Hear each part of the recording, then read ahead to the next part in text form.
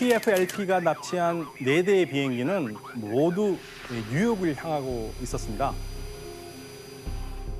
텔아비브를 떠나 비행 중인 이스라엘 항공기, 그리고 이스라엘 텔아비브와 벨기에 브뤼셀에서 출발한 미국 항공기, 쭈리히에서 이륙한 스위스 항공기, 이렇게 4대였습니다.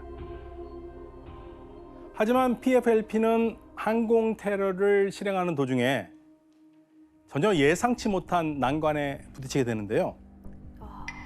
뭐죠? 이스라엘 항공기 같은 경우에는 생각지도 않았던 경우수 때문에 PFLP가 테러에 실패합니다. 왜냐하면 이스라엘 항공기에 사복경찰이 있었어요. 사복경찰이 테러범들을 제압합니다.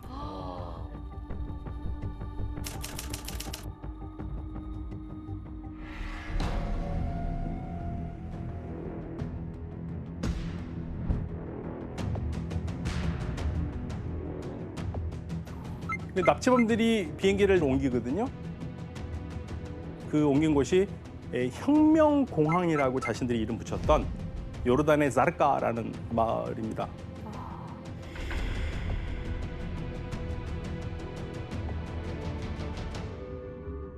그리고 또 3일 후에 이들은 다시 9월 9일이거든요. 이번에는 승객이 116명이 탄 영국 항공기를 딱 정해서 추가 납치합니다. 특별한 이유가 따로 있어요? 영국 굳이? 이 납치를 주도했던 그중에 아주 중요한 사람이 있었는데 영국에 잡혀 있어요? 네, 사진 한번 보실까요?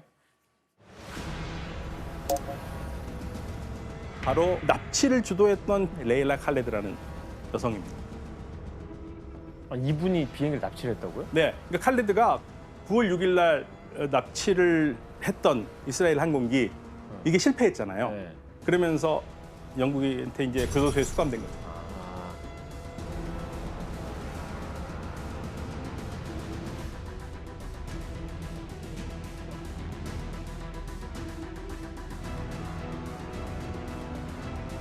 concerning our demands and conditions, the release and the arrival to a safe place of our 3 prisoners in Switzerland in exchange for the Swiss hostages, the release of Comrade Layla Khaled and the martyr's body, and their arrival to a safe place in exchange for the British hostages. 그러니까 이제 이 납치범들은 비행기를 여기에 강제로 착륙을 시킨 다음에 나흘 후인 9월 11일에 미국과 스위스, 독일, 이스라엘 국적자들을 제외하고 인질들을 풀어줘요. 아, 승객 중에 네. 아, 인질 교환을 하려고 한 그러니까 거네요. 우리 요구 사항만 들어주면 우리는 뭐 나쁘게 할 게 없다. 네. 네, 그걸 보여준 거예요. 그러니까, 그러니까 이제 자국민들을 보호를 해야 되니까 그 국가에서 제일 먼저 이제 협상에 나선 나라는 영국과 스위스였어요. 예. 그런데 미국은 강경하거든요. 왜? 강경합니다. 그럼 여기서 기다리시던 문제를 하나 내겠습니다. 아, 문제구나. 미국이 군사적 대응에 나서겠다고 엄포하고 협상 테이블에 앉았던 영국과 스위스마저 시간을 끌자 이들을 압박하기 위해서 PFLP가 선택한 방법은 무엇이었을까요? 정답. 네, 본보기로 한 명을 그러니까 공개 처형을 해버린다. 땡! 정답. 됐습니다. 네, 혜성 씨. 인질들이 영상 편지를 찍게 해서 그거를 뉴스에 내보내요. 그 시대예요. 70년대 땡 오답입니다. 근데 힌트를 하나 드리면 뭔가를 황당한 걸 보여줘야지 사람들이 깜짝 놀랄 거 아니에요. 뭔가 액션이 필요하겠죠? 압박하기 위해. 액션? 이 사람들이 뭐 아까운 게 있을까요? 정답. 다니엘. 네. 비행기, 그러니까 인질 없는 비행기 한 대를 폭파시킵니다. 다니엘 정답입니다.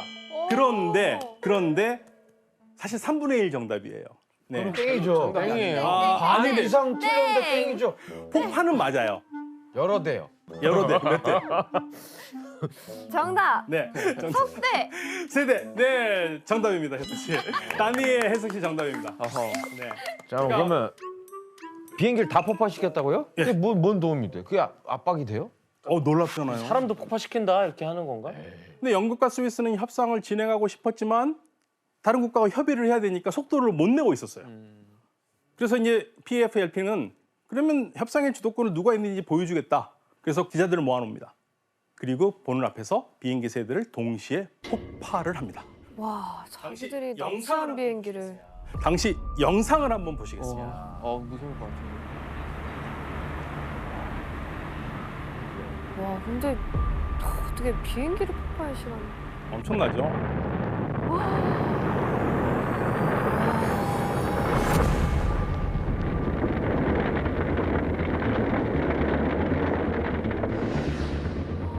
진짜 무시무시하네요. 진짜 심리적으로 엄청난 압박이 될 것 같아요. 그렇죠. 심리적으로 얼마나 압박이 되겠습니까? 그래서 가장 즉각적인 반응을 보인 나라가 있어요. 영국입니다. 영국은 폭파 다음 날인 9월 13일에 영국 BBC를 통해서 영국 인질에 대한 대가로 니네들이 원하는 그 칼레들을 설방할 거라고 무려 아랍어로 발표를 합니다. 와, 아랍어로. 네, 놀란 거죠. 아시마드 씨 근데 이 요르단에서 굳이 이렇게 저지른 이유가 뭐가 있을까요? 일단은 전쟁 때문에 요르단으로 온 난민들이 많아요. 많았고. 네, 그래서 그 요르단 인구 중에서 거의 그때 60% 이상 팔레스타인 사람. 60%요? 네. 진짜 많았네요. 그냥 뭐 팔레스타인들이 대부분이네요. 그러면 요르단은. 그렇죠. 사실은요, 아랍 국가들 중에서도 팔레스타인과 요르단이 굉장히 친했어요.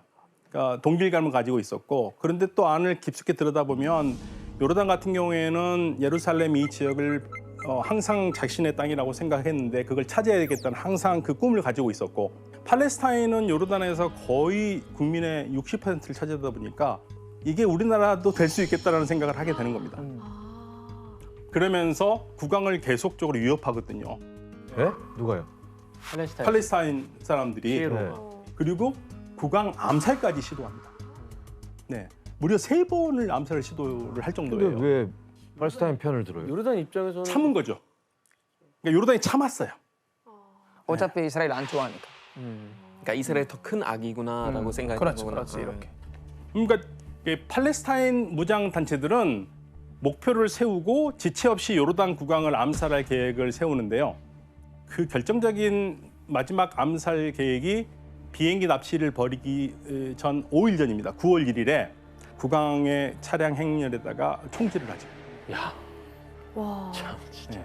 아니 뭐 국왕 암살 시도도 하고 비행기 납치도 하고 뭐 이 정도면은 국왕도 이제 참지 않겠네요. 그렇죠. 참지 못하는 겁니다. 이 비행기를 가지고 폭발을 하면서 문제는 국제사회가 비행기를 폭파한 이 테러범들을 비난하는 게 아니라 국왕을 비난합니다. 저걸 왜 냅두냐? 왜 그 가만두냐. 네. 와, 요르단 입장에서는 진짜 그러면서 이때 국왕이 돌이킬 수 없는 결단을 내리는데요. 바로 피에로를 대상으로 계엄령을 선포한 겁니다. 자신의 천적이 된 피에로 전체를 요르단에서 쫓아내겠다는 의지의 표현인 거죠. 이제 피할 수 없는 요르단과 피에로의 전면전이 시작되는데요. 이 전쟁을 우리가 검은 9월 사건이라고 합니다. 블랙 세프템버라고 불러요.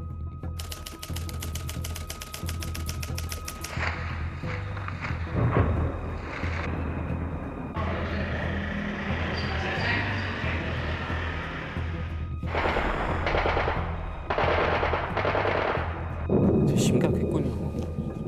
진짜 심각했어요.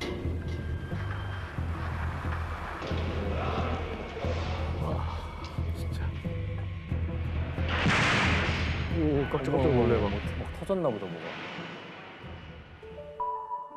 이때 9월 17일부터 27일까지 10일간 벌어진 전투에서 최소 4,000에서 15,000명의 사상자가 나옵니다.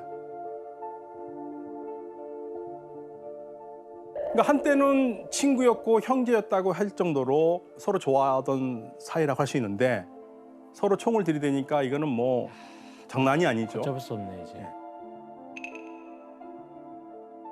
그런데 피에로와 요르단의 전투가 심각하면 심각할수록 이게 단순하게 그냥 내전이 아니라 주변 국가들이 다 들썩들썩합니다. 그래서 이 아랍 국가들이 급히 들어오죠. 급히 들어와서 이제 화해시키려고, 문제를 종지시키려고. 결국에는 전쟁은 끝나는데 피에로는 더 이상 요르단에 있을 수 없다. 그래서 레바논으로 가게 됩니다. 어쨌든 결국 피에로가 물러난 거네요. 그렇죠. 그때. 물러났죠. 이제 검은 9월 사건이라고 그러는데 보통 블랙 세프템버라고 그러는데요. 이 피에로가 암만에서 쫓겨나는 치욕적인 결과를 맞게 되고요.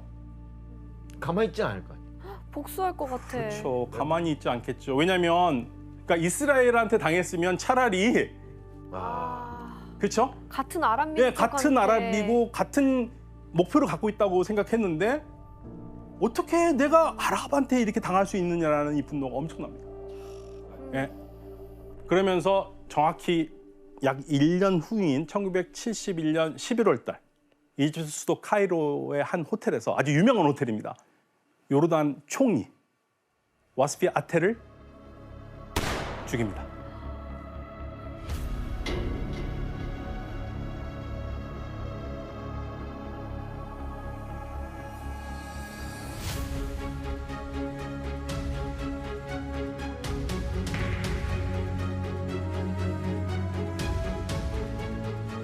그러면서 암살을 하면서 자신들이 검은 9월단이라고 발표를 해요.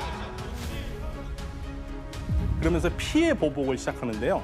잘 기억해 두세요. 검은 9월단. 검은 9월. 네. 그리고 1970년에 요르단에서 항공기를 폭파했던 PFLP도 피에로와 마찬가지로 쫓겨납니다. 요르단에서. 근데 그때 뭐라고 그러냐면 이제는 더 이상 항공기 테러 같은 걸 하지 않겠다고 선언을 했어요.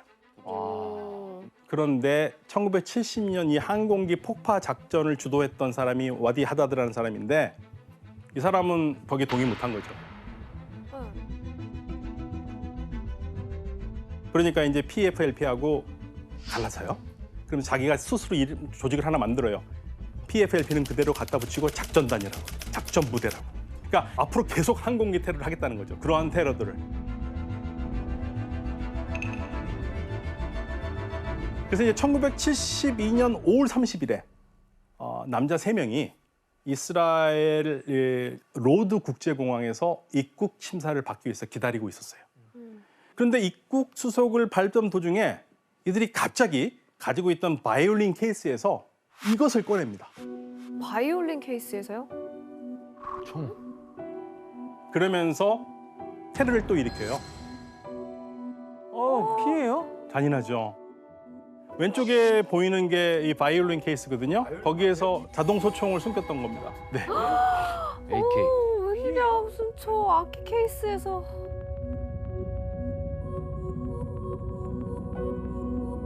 그리고 이 사건으로 공항 이용객 26명이 사망합니다. 그리고 80명이 크게 다쳤고요.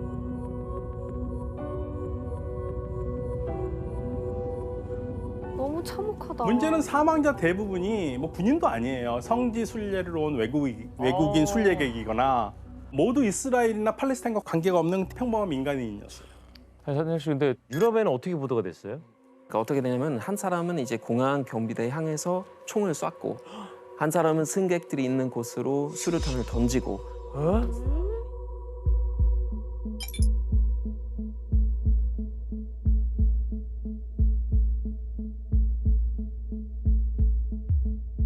또 한 사람은 이제 활주로로 나가가지고 막 도착한 이제 이스라엘 항공기에서 내린 승객들 향해서도 총을 쏴가지고 많이들 죽었죠. 그래서 이번에는 이제 자세히 또 유럽에서 보도됐던 걸로 알고 있어요.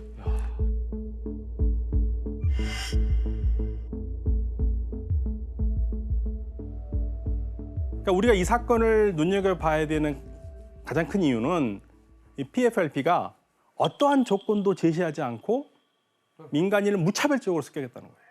타겟을 정한 게 아니네요. 네, 당시 뭐 전대미문의 사건이죠. 지금도 그렇지만 엄청난 충격이죠. 네. 그런데 이것만 충격이 아닙니다. 그래서 문제를 하나 내겠습니다. 네. 이스라엘 국제공항 테러범의 정체가 밝혀진 후 전 세계는 또 한 번 경악을 금치 못했습니다. 바로 범인 중 한 명의 국적 때문인데요. 과연 어디였을까요? 어디였을까요? 정답. 네, 규현 씨. 너무 놀랄만한 나라죠. 너무 놀랄만한 나라. 이스라엘. 이스라엘. 오, 그러면 진짜 놀라겠죠. 네, 그러니까 이제 너무 막장으로 가는데요? 아까 자괴감을 느끼고 피에로의 편이 된 거예요. 팔레스타인 편이. 아, 굉장히 창의적인 답인데 오답입니다. 네. 거의 다 왔는데.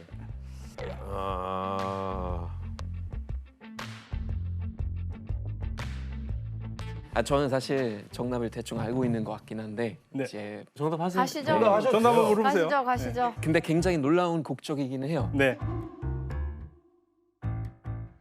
정답 일본입니다. 정답 일본입니다. 아니 뭐 일본이 갑자기 왜 나와? 일본이 정답. 1번 정답입니다. 일본이 여기서 왜 나와? 바이올린 케이스 든 게 일본 사람이었어요. 아 그럼 걔는 어떻게 섭외된 거예요? 이 사건 발생 직후에 이 범인 중 한 명은 이스라엘 경비대가 사살합니다. 그리고 나머지 한 명은 수류탄으로 자살해요. 그리고 현장에서 현행범으로 체포된 유일한 사람이 오카모토 고조입니다. 아니 왜 일본? 24살의 일본인. 심지어 어려. 네. 그럼 걔는 왜 거기 있는 거예요? 그럼 네. 일본에도 피에로가 있는 거예요? 그러니까 당황스럽죠. 그러니까 이스라엘은 너무 얼마나 말이 안 놀랐겠어요. 아니 지원 씨가 당황할 정도면 이스라엘은 더 놀래죠. 넌 뭐야? 근데 그렇죠. 넌 왜? 예. 아니 그 너무 이해가 안 가요. 지금 무슨 그렇죠. 상황인지. 그러니까 너무 놀랬던 거예요. 그러니까 이들의 의혹은 수사 과정에서 풀리는데요. PFLP가 어떤 관계를 맺고 있었냐면 일본엔 적군파가 있습니다. 적군파요? 적군은 들어봤는데. 예, 적군 빨간 군대파. 아, 네. 적군파. 그런데 이 적군파는요, 1969년에 결성한 일본 좌파 테러 단체거든요. 폭력 제일주의를 주장하던 과격파였습니다. 그러면 왜 일본 적군파가 여기까지 왔느냐? 어떻게 아라까지 건너와서 PFLP하고 협력을 했을까? 당시 이 기존 적군파의 계보를 이어받아서 적군파의 여대장이라고 불리는 지도자가 있는데 이 사람이 시게노부 후사코예요. 이 시게노부 후사코가 PFLP의 제안을 받아들인 겁니다. 그럼 도대체 이 여성은 어떤 인물인지 사진을 보시겠습니다. 궁금하다. 이 사진은 이 후사코가 2012년 옥중에서 출간한 에세이 이 집의 표지인데요. 우리 규현 씨가 한번 읽어주시죠. 제가요.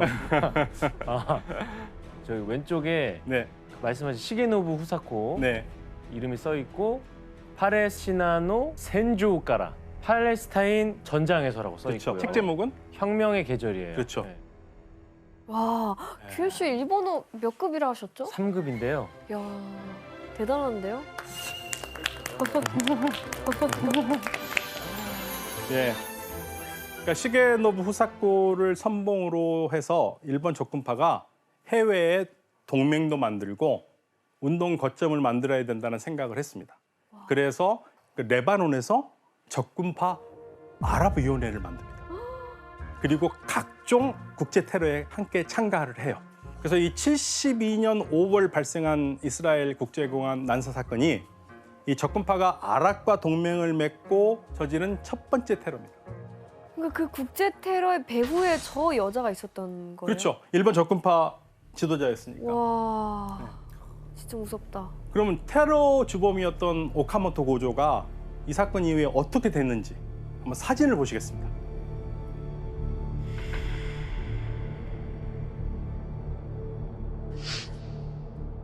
뭐야? 환영받고 있는데요? 그렇죠. 환영받고 있죠. 영웅 취급. 안 죽었어요? 진짜 아 잡혔다면서요? 잡혔는데 죽이진 않았죠. 그리고 심지어 풀어줬어요? 네. 에? 왜? 그러니까 1985년 5월 달에 PFLP가 포로 교환하자 이거예요. 그래서 이때 오카모토 고조가 석방이 돼요. 대박이다. 지금 보신 사진이 바로 석방 직후 레바논에 도착해가지고 이 오카모토가 팔레스타인 민족 해방운동의 영웅으로 추앙받는 그 모습이에요. 팔레스타인 사람들의 영웅이 됐구나. 네. 저는 팔레스타인 조직이 일본과 연루돼 있었다는 건 처음 알았어요. 진짜.